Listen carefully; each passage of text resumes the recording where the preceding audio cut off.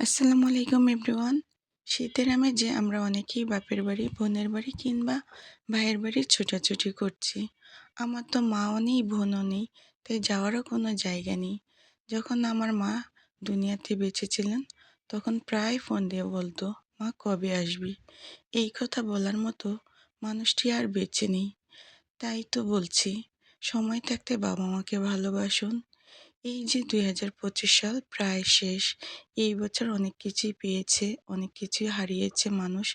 ২০২৬ সাল কী নিয়ে বসে আছে কেউ জানি না। তাই এই শীতের মাসে বাবা মাকে ভালোবাসুন, বাবা মায়ের যত্ন নিন। কখন যে কি হারাবো কেউ জানি না। কারণ এই পৃথিবীটাই হচ্ছে পাওয়া আর হারানোর জায়গা। কখনো হারিয়ে ফেলি, কখনো পেয়ে যাই। তো আমার সহজ রান্নাটি কেমন হয়েছে অবশ্যই কমেন্ট করে জানাবেন। Thank you so much for watching.